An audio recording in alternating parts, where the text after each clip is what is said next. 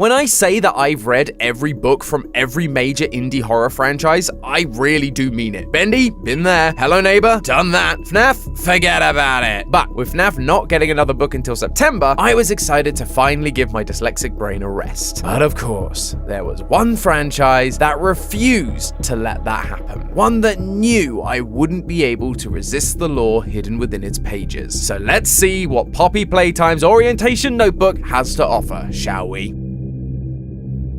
Hello Internet! Welcome to Game Theory, the show that always reads the manual. You never know what cool stuff you're gonna find. Unless, of course, the company behind the book explicitly tells you over and over again. Then it's pretty obvious. Use the knowledge in these pages, and maybe you can unravel the mystery of Playtime Co. I'm actually kinda surprised it took this long for Poppy to come out with a book, given that immediately after Chapter 1, they announced they'd already partnered with someone to make a movie, which seems to have fallen through and now we're back again with the new studio. But here we are, 2.5 years later, and we're just getting our first ever Poppy book. However, this book isn't like your FNAF YA novels. Instead of unique stories with canonicity that the fanbase can never agree on, this is an in-universe orientation book handed out by Playtime Co. to its employees. So it's more like the survival logbook, because we can never truly escape the FNAF connection, can we? But there are some key differences. Rather than having a bunch of puzzles and cryptic clues with multiple authors, the Poppy orientation notebook does keep things simple. We have one author who is leaving notes throughout the book to give us the inside scoop on some of the details we've been missing from the games. Like why the water treatment facility acts like a puzzle to solve rather than an actual usable water treatment facility, because that was the lore that we were so desperate to solve. There's actually a lot of details like that in this book, but that's not why you're here. You're here for the deep lore. The stuff that will change your perspective on this franchise going forward, and don't worry, this book absolutely delivers on that. Thanks to this book, I feel more confident than ever in not only who our player character is, but also what the deal is with one of this franchise's most confusing characters. See, I told you reading the manual would be fun, and it all begins with that first page. On it, we're introduced to another new character, PW. I tell you, this franchise really does love to name drop random human characters, doesn't it? The book even calls this out, questioning whether a character whose name we've only ever seen on one note is even real. So,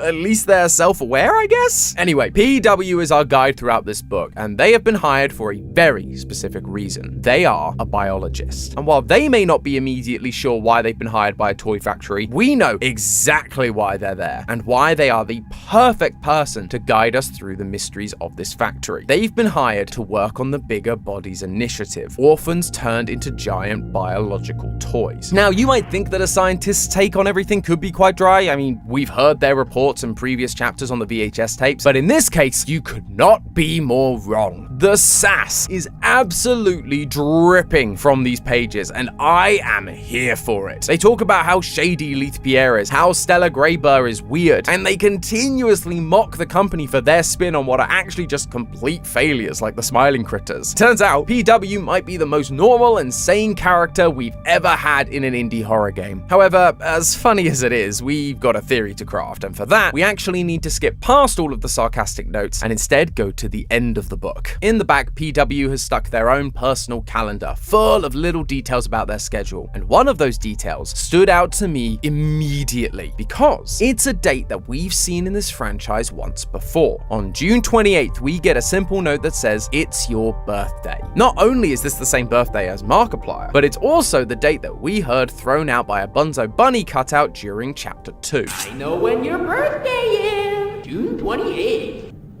You just have a nap. I want to speak to the manager of this establishment. I'm gonna breach your privacy. Whee! At the time, we all just shrugged this off as a little joke to get exactly the reaction we saw from Mark. But then here it is again in this new book. And that's not all. In this book, we also get a breakdown of pretty much every character we've encountered so far, from Playtime's perspective, of course. And Bunzo Bunny's entry has this interesting detail assigned to it. Quote, "This toy is equipped with the ability to remember up to 8 birthdays and deliver greetings on the day itself. Kids love to freak out their family and friends when Bunzo tells them when their birthday is. Bunzo's one and only purpose is to recite birthdays, which makes me think that June 28th wasn't just a random birthday thrown out for the memes, but instead was there to freak out the player character by reciting their actual birthday, the same birthday as PW. We are playing as PW. PW. Now, that might seem like a bit of a stretch, but this isn't the only time cutouts have hinted at our player's identity. In Chapter 3, we encountered cutouts of each of the smiling critters. To start with, they all seem relatively harmless, introducing their basic character traits as well as some disturbing screams.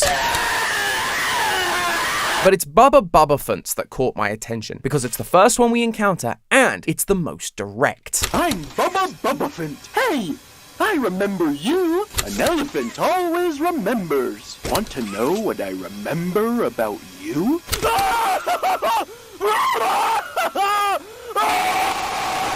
We're being told the smiling critters remember us, and that we did something horrible to them. This isn't anything especially new for our player character. Both Mummy Longlegs and Mr. Light have recognized us and referenced the fact that we worked for Playtime Co. For a long time, we suspected that we, in some way, were involved in the experiments. But the Orientation Handbook not only seems to confirm that idea, but also puts PW in the exact same position. In the book, PW notes that they are very careful about not letting employees outside the play care and the game station talk to the orphans. So it's not just any old employee that gets to go and talk to these orphans or have a meeting with Mummy Longlegs. You have to be involved in some way, as a counselor or a shopkeep or a scientist, just like PW and just like we saw in the VHS tape from Chapter 3. This week, Dr. White here has selected our very own Samuel Lee. We even see a note in PW's calendar on February 1st that says, new orphans arrive at Playcare, being told to go and say hello to them. That would allow characters like Mr. Light and Mummy Longlegs to know exactly who PW is, just like they seem to know who the player character is. It doesn't end there though, because the reports in the book specifically call out that PW was involved in the Smiling Critters experiments. There's reports about Bobby Bearhug and Catnap,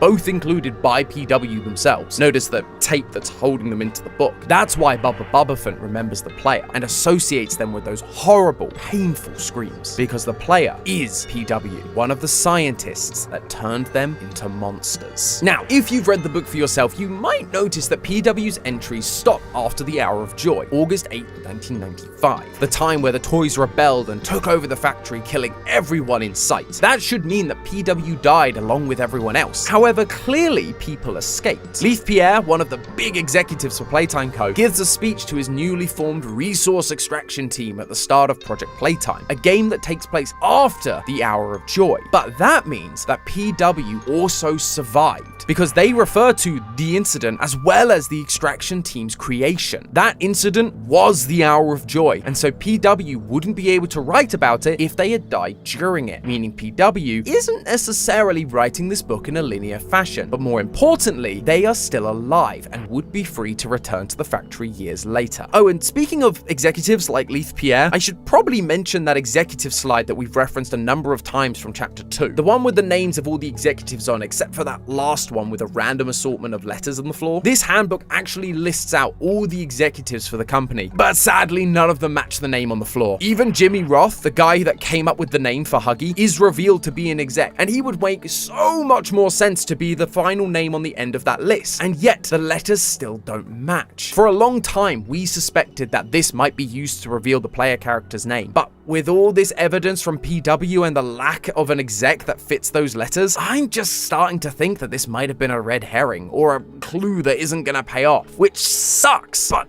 we've got to work with the more solid evidence we have to hand right now, like the insights that we get into PW's feelings towards the company that would seem to align them very closely with the player. Remember that case report I mentioned about Catnap escaping containment? That was written by PW themselves, and in it, we see that they are horrified by the carelessness that led to the deaths of 6 colleagues. They tried to appeal to the company for improvement and leave us with these words, quote, "Remember those names. They were people, not things. People. I won't see another teammate die." PW cares about their teammates, their co-workers. They don't want to see them die when they don't have to. So, what do you think they would do if they suddenly got a note telling them their colleagues were alive and hidden inside the factory? I have a feeling they would do anything they could to save them. PW knew of the monsters that were still there after all. They had some sins to atone for, and they do feel guilty over those experiments. In the calendar, we see May 15th booked for surgery, but the day after, they book a full day in one of the porter lounges, which the orientation notebook Notebook tells us are for, quote, mental health breaks, and PW remarks that they used these things pretty regularly. They didn't like what they were doing and needed a whole day to recover from the horrors they were part of. And so, given the chance to save some colleagues to right at least some of their wrongs, they didn't hesitate. They headed straight for Playtime Co. But why should we care? Why is knowing who we play as actually important to the lore of this game? Besides, being a fun piece of trivia that we can go, I solved the lore! Well, for that, we have to stop looking at our guide throughout the book and instead look at our guide throughout the factory, Poppy. Poppy has been helping us throughout this latest chapter, and she's made it very clear that she wants the prototype, the big bad of the series, dead. Prototype has to die.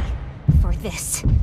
For everything. That is something I think we can all get behind. And at the very end of the chapter, we end up going down an elevator alongside her after she reveals the truth about our fellow employees. Naturally, because of these actions, we as an audience have started to associate the idea of prototype bad, Poppy good. However, there is something we need to remember. It's been a long time since chapter 1 first released, 2.5 years in fact, and given we've only had 2 chapters since then, it can be easy to forget certain details along the way. One of those details comes from that very first chapter. Poppy is not to be trusted. I know, I just did a Poppy theory about not trusting a friendly character, but honestly, hear me out. Surrounding her room alongside the giant flower and hanging toys are messages to us, warning us to turn around and go back. We see the same messages inside the tunnel during the Huggy chase sequence, but there are a few that I initially didn't see, mainly because I was trying not to die. But thankfully, Reddit user 123F this S was kind enough to post the actual texture files, and in it, we find some crucial evidence. Stay away from her. Don't let her out. Leave her to die. She can't be trusted. If that's not an open and shut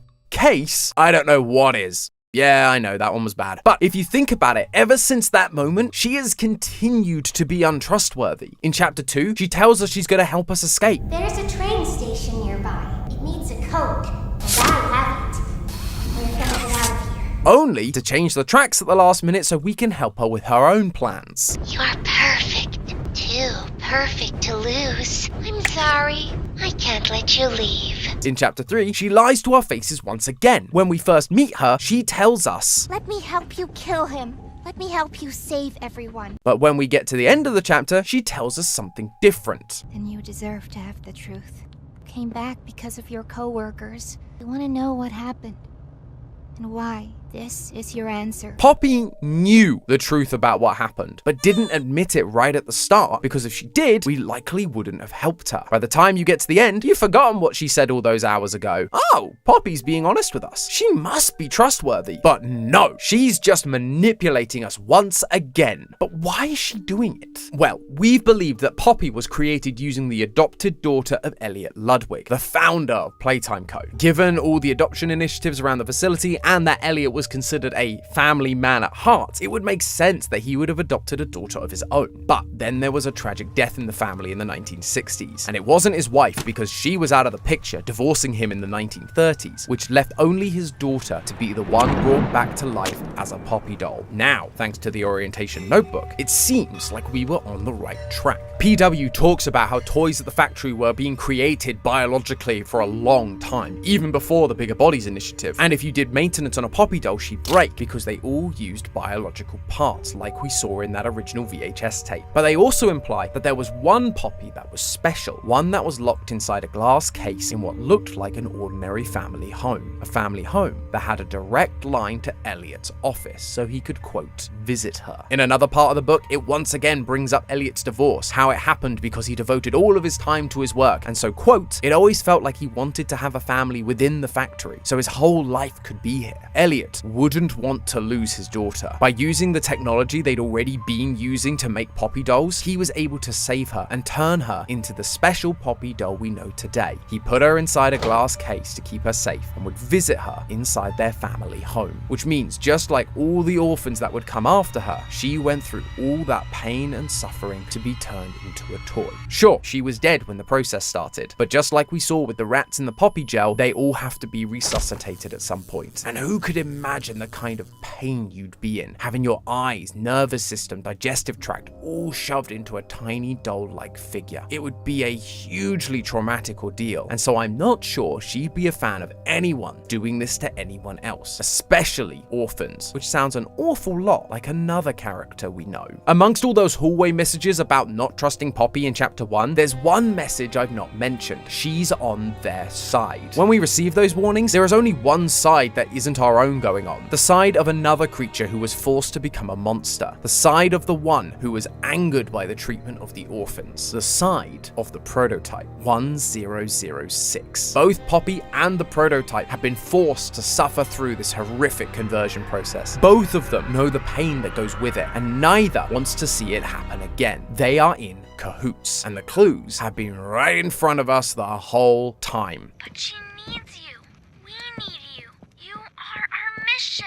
We established last time that Ollie, the kid that talks to us in that clip, isn't actually a kid, but the prototype mimicking the voice of a child. In that video, I pointed out that any child that was around during the Hour of Joy wouldn't still be a child by this point in the timeline, because 10 years have passed since that fateful day. Poppy knew about the Hour of Joy. She tells us about it at the end of the chapter, so she'd have no reason to believe that Ollie was a real child in the facility, unless she's trying to convince us that he is. All that talk about hating the prototype and wanting to kill him, it's all just an act to get us to trust Poppy and her new friend, to follow their instructions as we explore the facility so that they could enact their revenge. But what does that have to do with our player character? If they wanted revenge, why not invite Leith Pierre? He's still around and kicking and definitely wasn't a good guy. Instead, we were the one who received the note at the start of all this. Why? Well, it comes back to what I was saying at the start of this episode. We aren't just anyone. We are PW, a biologist that worked on the experiments at Playtime Co., and that is what the prototype needs. We feel pretty confident at this point that 1006 is making a new body for himself down in the basement. We saw the shrine in Chapter 3 that mimicked this idea, and of course there's Mummy's iconic line. What have you done?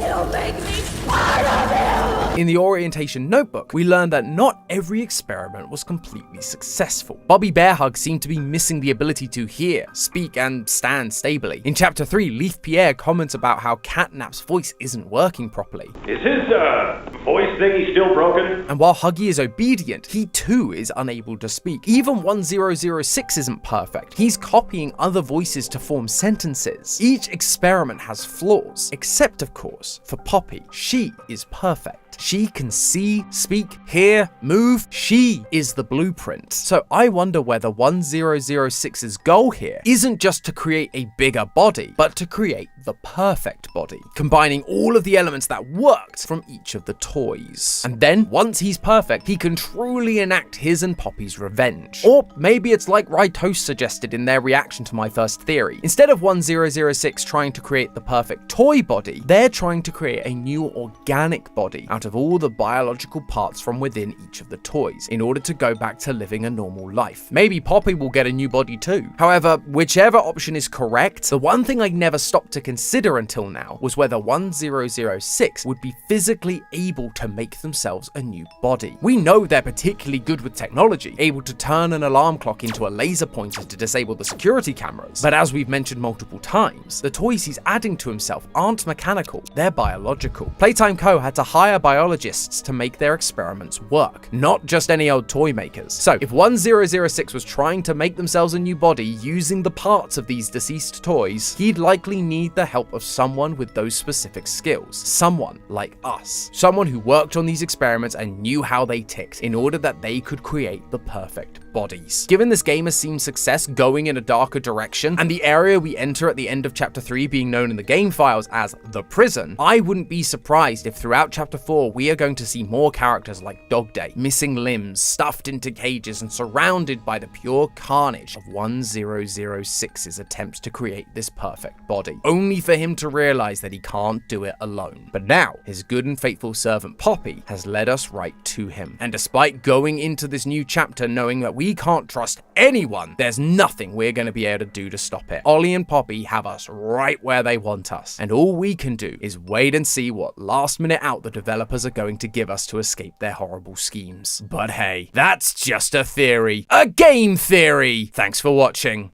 And if you want to learn more about the evil prototype, check out this video where I figure out their true identity. Sweet dreams, theorists.